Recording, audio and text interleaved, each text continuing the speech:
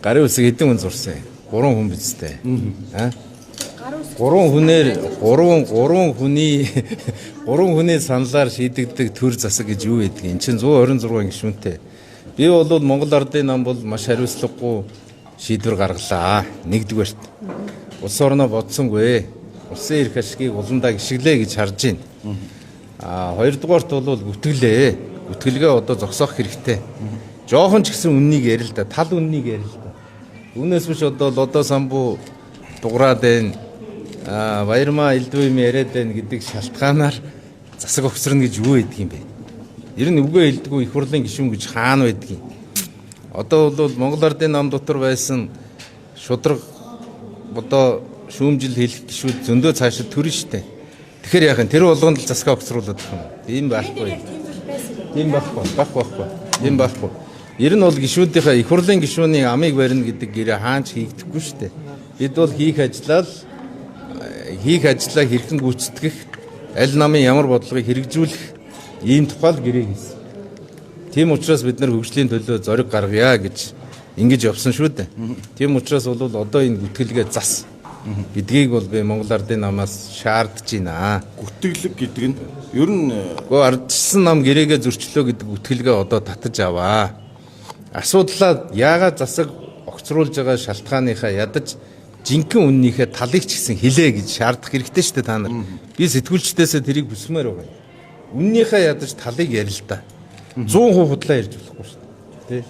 Би өцөгдөр Ардын намын баг хурлын өмнө намын даргын хувьд намынхаа байр суурийг хэлсэн шүү дээ. Тийм биз. Бид бол анхныхаа үзэл санаанд хатуу байгаа.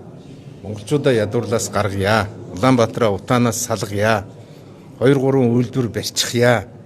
Бид энэ богино хугацаанд хийж чадсан шигээ ядар сунгаж байгаа жоохон ажил хийгээд авъя гэдэг ийм л зүйлийг бол хэлжсэн. Харамсалтай нь Монгол Ардын намын олонх нь одоо хэдхэн сарын өмнөх үзэл санаанаас урвсан юм байна. Хуучин төрхөө харуулж байна. Ямар ч итгэлгүй болж байна. Тийм учраас бол бид бол мэдээж засагт ажиллахгүй тодорхой сөрөг хүчнээ хийгээд явах ёстой. Гэхдээ би намынхаа гишүүдэд аль болохоор одоо Монгол төрийн, Монгол улсын эрх ашигыг, Монголын ард түмний эрх ашигыг улдан эсэргүүцсэн тийм улс төр хийхгүй байхыг л намынхнаасаа хүснэ. Тэгээ манай улс төр гэдэг бол дандаа ард түмнээ хорлж идэг. Гарсан шийдвэрүүд нь улс төржиж гарсан шийдвэрүүд нь бол дандаа улс орны хөгжлийг чангааж идэг. Бид одоо 35 жил хэрэлдлээ. Улс маань ямар байна? Тийм учраас бол энэ дээрээ дүгнэлт хийгээд парламентын засаглалыг хамгаалахын төлөө хамтарсан засгийн газар байгуулсан ийм л зураг бид зурсан. Тэр зурсан үнийх нь нэг нь би. Тийм учраас бол би өнөөдөр өргөмөө нурлаа. Би өөрөө намын дарга өгье гэж. Та өөрөө? Тий. Би өөрөө намын дарга өгье гэдэг асуудлыг сая улс төрийн зөвлөлдөө танилцуулчлаа. Хэрхэн цаашаа явах вэ гэдэг дээр одоо Монгол Ардын намын дарга ерөнхий сайд оюун эрдэнэтэй уулзалт хийн. Хүн намын дарга дурч хандтайгаа уулзалт хийн. Бид гурав уулзаад ер нь бол одоо цуцалсан тохиолдолд хамтын хариуцлагатай шүү гэдэг нэг тийм үг үстэй. Тийм учраас бол тэр тухайл яригдана гэхээс биш. Би бол Ардын намын даргаас нэг л зүйлийг хүснэ. Бүтгэлгээ одоо болчихоо. Үнэн мөнийхөө зах цухаас одоо яриарай. Тий. Үнэн мөнний зах цух гэдэгт нь одоо Монгол Ардын намын дотоод хааграл гэж ойлгож байна. Тий, Монгол Ардын намын дотоод хааграл. Албан тушаал шунсан хүмүүсийн бодол дээр нь одоо шалгуулахгүй гэдэг. Та нар Ардын намын бүлэг дээр юу яриад баг хурлаа зарлсныг бүгд мэдж байгаа үстэй. Тий. Тийм учраас тэр тухай л та нар ярих хэрэгтэй. Ер нь одоо хамтарсан засаг унж байгаа шалтгаан бол тэр үндсэн хуулийн заалт энэ төр худлаа шүү. Дахиад гүтгэлэг шүү.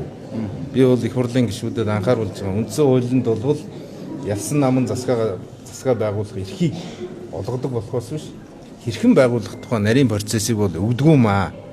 Тийм учраас хамтарсан засгийн газар байгуулагдсан юм аа гэдгийг бүгдээрээ ойлгох хэрэгтэй. Энэ логикоор засаг руу явах гэж байгаа үйлдэл гэж харж болох уу? Явахгүй шүү дээ. Тий. Алтан гэрэл сайд чухал одоо хуулийн төсөл өргөн барьсан шүү дээ. Яг энэ үед засгаас гарах болчихлоо. Энэ тал дээр ямар барьсан бэ? Тэгэхээр эрхчил бол хамгийн чухал зүйл юу вэ гэвэл энэ хууль бус орлогыг хураадаг байх хууль бол батлагдах ёстой.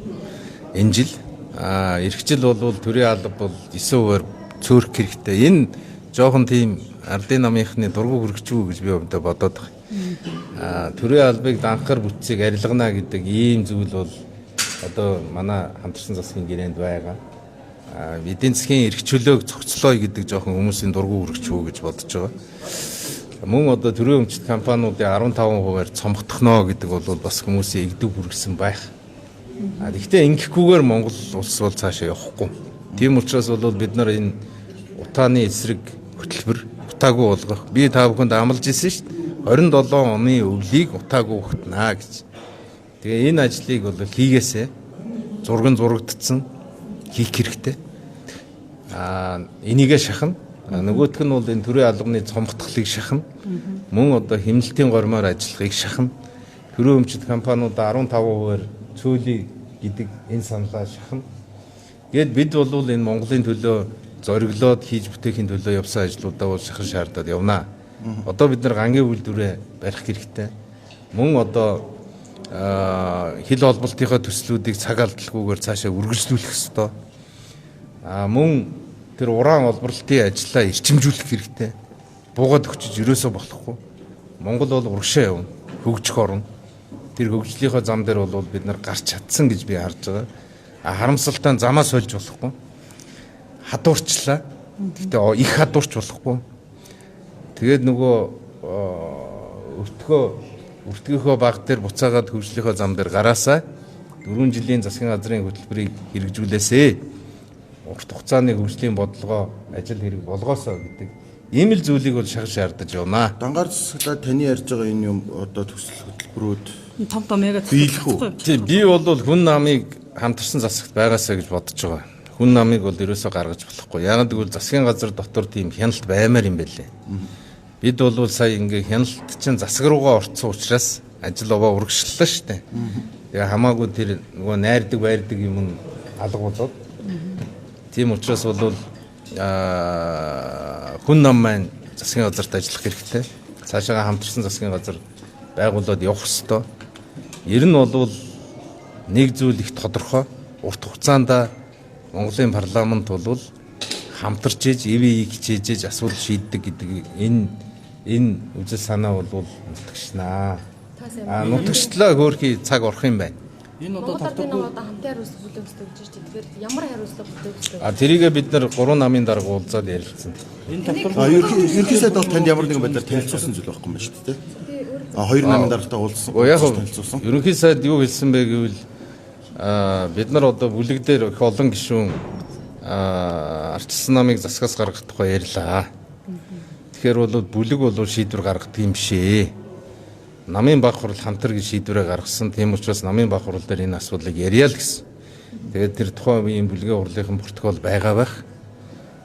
Бүлгийн хурлаасаа үндсэндээ бүлэг урдуур нь ороод намынхаа өмнөр ороод шийдвэр гаргаж болохгүй гэдэг ийм асуудлыг ерөнхий сайд тавьж тэр хүрээндээ намын баг хурал нь хуралдсан.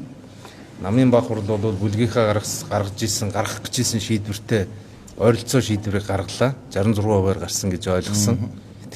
34% нь бол шинжилэл, реформ, хөгжлийн төлөө байж чадсан байна. Таны болоод одоо тэр хүмүүс нэг зүйл асууж өнгөрсөн хугацаанд бас чи түрүүн асуугаагүй л үү?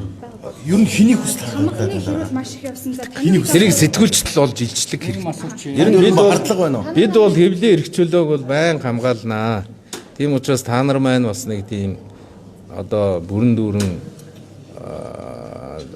засагт ч юм уу те дарга нарт үйлчлэхээс илүүтэйгээр үнэн мөнийг олохын төлөө хичээгээрээ. Яг энэ хамтрал маань яагаад унчваа гэдэг үнний араас та нар маань явж иж тэр дуу хоолой бол очноо. Өнөөдөр би элдв юм ярих бол илүүцээ. Гонгонсон хэрэг болноо.